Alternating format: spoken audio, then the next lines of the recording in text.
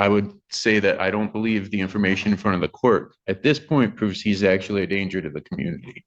So you're arguing to me that with all what this is legitimately 4 and 5 with another one pending in Wayne County and he's still using, you're saying it doesn't show to me that he's a danger to the community? I think if he was driving, Assistant Public Defender Ben Dunaway on behalf of Mr. Barnhart, who stands to my right. Would you state your name for the record, please? Philip Barnhart. What are we doing? Your Honor, Mr. Barnhart is prepared to waive his exams. I think there may be another issue that the APA wants to bring up, though. The court in receipt of the bond violation report from Community Corrections. I have a report dated September 10th, the progress report, yes.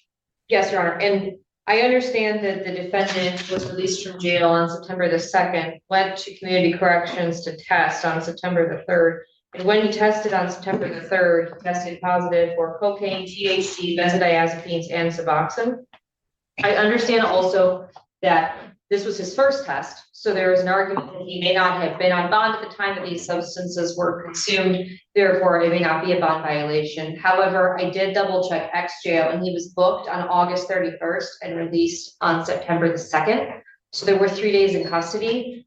So it's possible that certainly the THC could have been from before. The cocaine I'm less certain of, with extremely heavy use, maybe 96 hours on cocaine, but no matter what, these are OWIs at least 4 and 5, and there's another pending OWI in Wayne County. I'm very concerned that he is not able to control his substance use and is a danger to the community. Your Honor, I believe there's a window that would make this not a bond violation. I think if he would have used on August 30th or the 31st. But if this is a 5 and this is showing up in his system at all, I would consider him a danger to the public and that his bond is inappropriately set. So I'll let you make your argument, but. Can I have just a second, Your Honor? Sure. So, yeah, I just think there's possibilities that he's not used after being arrested. And those, What? cocaine could stay in his system for up to a week if there's heavy use. So the failure. Let's say, I don't know, a week, but let's say I agree with you regarding that. Then his bond, and this is what I'm saying to you, then his bond on these operating while intoxicated, since I have 2 in front of me and there's another one in Wayne County, then I think that his bond in these cases is inappropriately set. And what I mean by that is that I clearly have these 2 cases. There's the other one in Wayne County. He's got priors and he's still using. I think I'm fine. I think that's all factually true, Your Honor. Or he's at least not passing the test. Would the court be willing to have him test today? Would he come back clean? Yes, sir. But here's again my problem, counsel. My problem is really the danger to the community. Because I have an incident that occurred in February of 23. This other one occurred in July of 2023 or 23. He's got a pending Wayne County one. He's got prior ones and he's still using. So I don't know that he should be out because at some point luck's going to run out. He's going to get behind the wheel and he's going to take somebody out. I don't have a vehicle. Your Honor, I don't believe he's driving. The test certainly indicates use. Look, drunk driving is absolutely dangerous, but there's no dispute. I think if he's using drugs in his own home, I don't believe that's a danger to the community that rises to the level of him needing to be incarcerated. I think he can remain out if he fails a test. That would be a bond violation at this point because he has been on bond since, I think that would be the 29th, 28th or 29th. So if he fails the test at this point, that would conclusively prove use while on bond. And I think absolutely the court at that point would have undeniable jurisdiction to revoke his bond. I would say that I don't believe the information in front of the court at this point proves he's actually a danger to the community.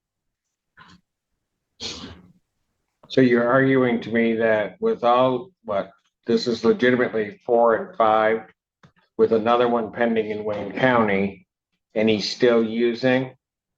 You're saying it doesn't show to me that he's a danger to the community? I think if he was driving, I wouldn't absolutely not even argue that, no question. I think him failing those tests, and we don't have a pattern or anything like that. You know, we don't know if this is a one-time slip up. We don't know if he's used while he was on bond. I think the court could allow him to test today, and that would solve the problem. May I respond? Right. I would wholeheartedly disagree that there's no pattern. I think that the defendant having 3 previous convictions for OWI in 2002, 2004, and 2016, a 2023 Wayne County case, a 2023 Washtenaw County case, and a 2024 Washtenaw County case is absolutely a pattern. Furthermore, Your Honor, in this matter, if I recall correctly, and I think I do, but I will make sure, I believe his BAC was incredibly high. And I'm going to double check that before I make that search to the court. But if I recall correctly, I think in both cases, his blood alcohol content was above a 0.3.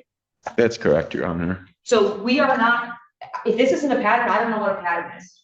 People would request that the court find that the bond is an abuse of discretion and set a higher bond and remand. I just don't think the circumstances have changed since the bond was set because and I know the court could disagree, but we don't believe there's evidence he's used since the bond was set by the magistrate, at least conclusive evidence. It's up in the air as far as he failed the test. You keep arguing the use. The argument is, even if I give you that, the argument is I don't know that he should be out. Any use, given his record, and he's out on basically a PR, I think is an abuse of discretion. Now, if you want to argue that with me, certainly I will hear you. Okay.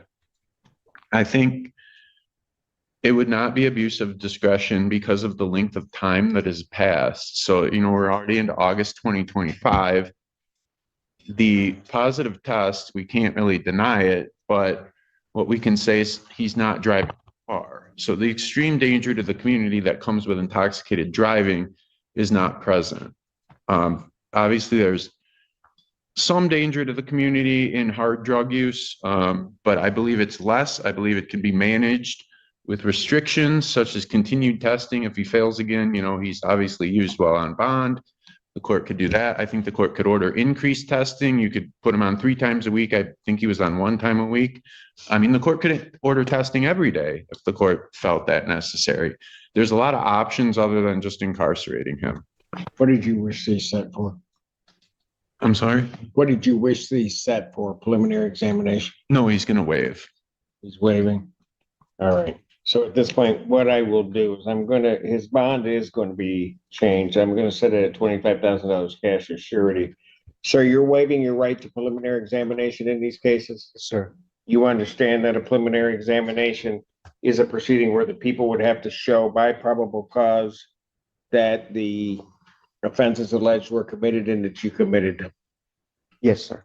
You understand you will not have that hearing on either one of these matters, and that this will proceed to circuit court for further resolution. Sir. People also waive their right.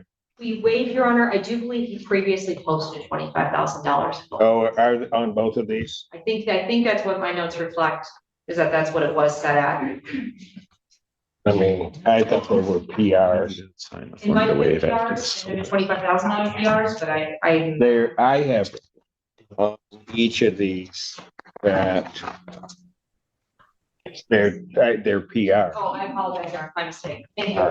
Thank you. So people do waive. We do. Preliminary examination haven't been waived. Defendants bound over to circuit court on a single count in each case.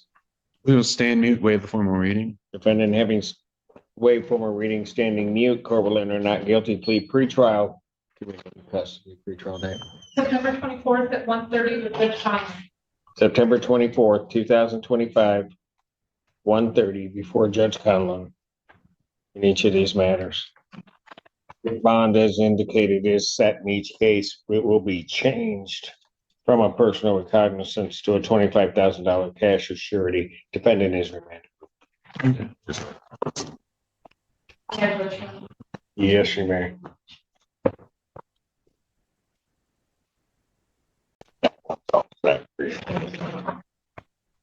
What was that date again? 24th, Your Honor. Judge Conlon.